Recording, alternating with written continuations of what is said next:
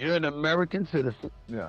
and you're being told you have to wait in line in the United States of America in favor of somebody who's not an American citizen, who crossed the border illegally, that is going to be treated better because it's a sanctuary city, that is LA, and a sanctuary state, that is California.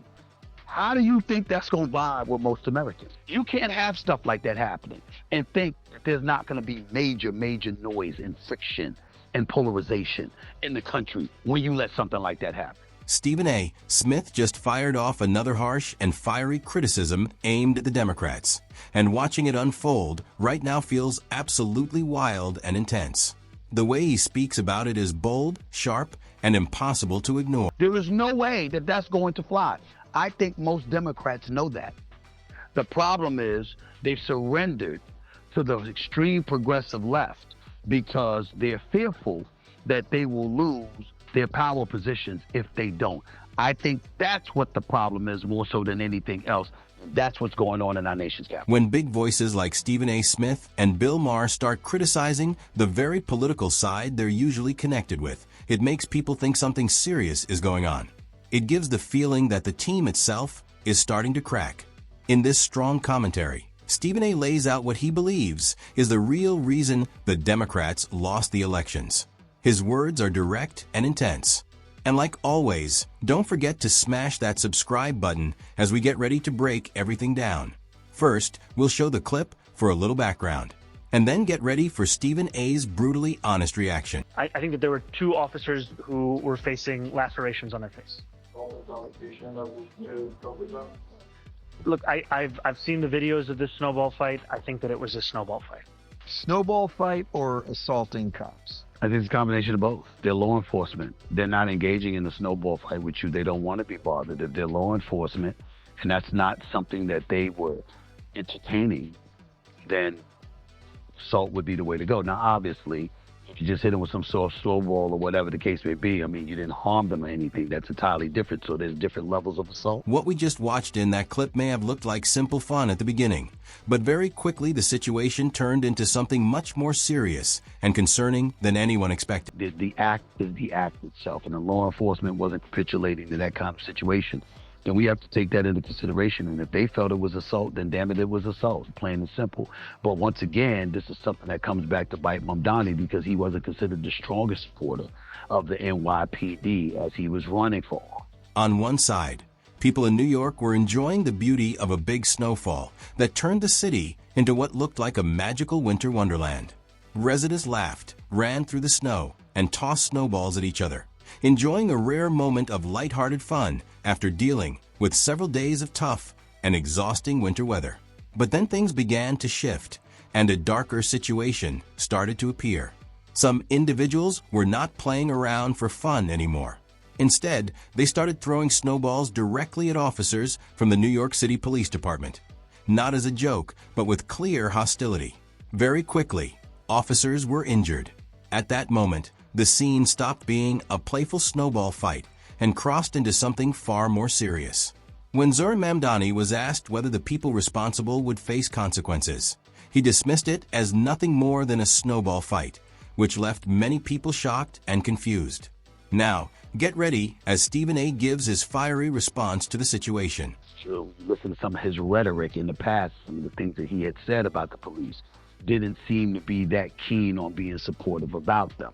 I don't recall whether or not he was talking about defunding police, but I believe. Oh yeah, I believe he did say there that. are a dozen I believe he did say that. Defund So, police, yeah. so because that's a reality, you know, when you see that kind of stuff, it sort of seems dismissive about concerns for law enforcement. And that is not a good position for him to be in, particularly when they're not getting raises or anything like that, because you don't have the money to take care of them, nor did you appear inclined to do so even if you did.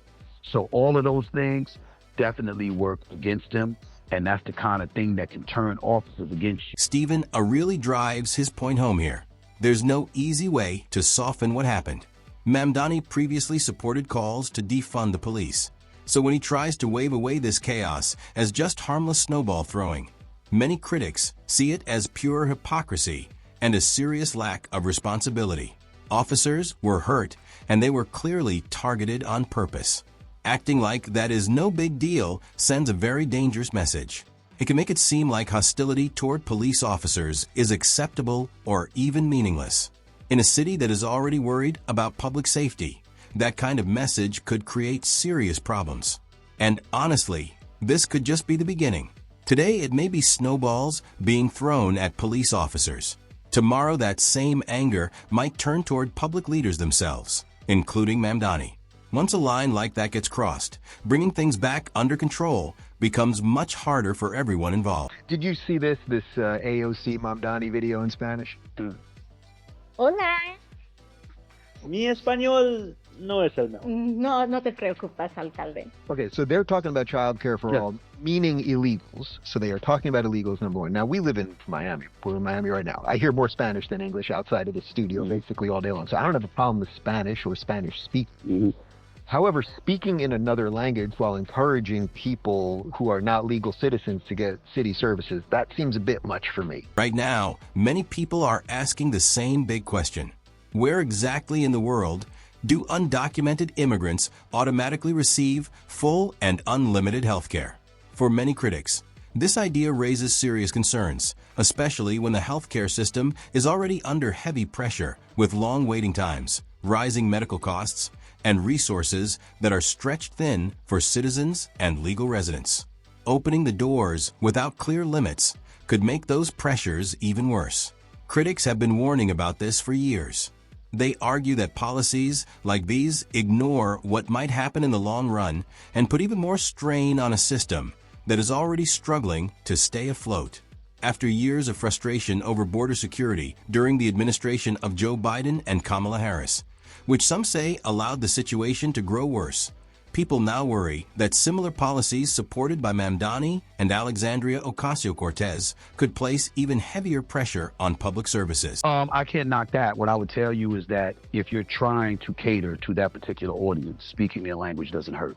So that's not a crime. You know, they're voting. There are folks in the Hispanic community that are voting, and when you talk in their language, it makes them a bit more receptive to you in terms of wanting to listen to what you have to say. And what parent doesn't want, you know, free preschool for 3-4 year olds, et cetera, et cetera. But I always harken back, and it's very important that I bring this up, because I remember when some people asked me, you became so moderate, somewhat of a centrist per se. When did that happen for you? And I can't remember the year, but I remember when George W. Bush and Dick Cheney were in office.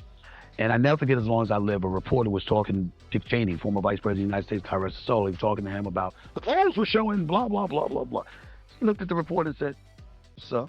According to Stephen A., it might be the right moment for Mamdani to slow down and rethink his strongly progressive political agenda and instead move closer toward the political center. And here's the interesting part. Stephen A. does not see that move as a sign of weakness. In his opinion, it could actually show smart growth and strategy. Of course, such a shift might cause anger from progressive supporters who originally helped Mamdani gain attention and popularity. Some might even accuse him of betrayal or say he abandoned his beliefs. But Stephen A. makes it clear that real leadership is not about pleasing everyone at the same moment. Instead, it's about creating long-term credibility and reaching a wider audience. By taking a more balanced approach, Mamdani could attract moderates and independent voters, the very groups that often decide election results. Even more importantly, this change could help the entire Democratic Party rebuild trust with voters and possibly recover before the 2028 elections.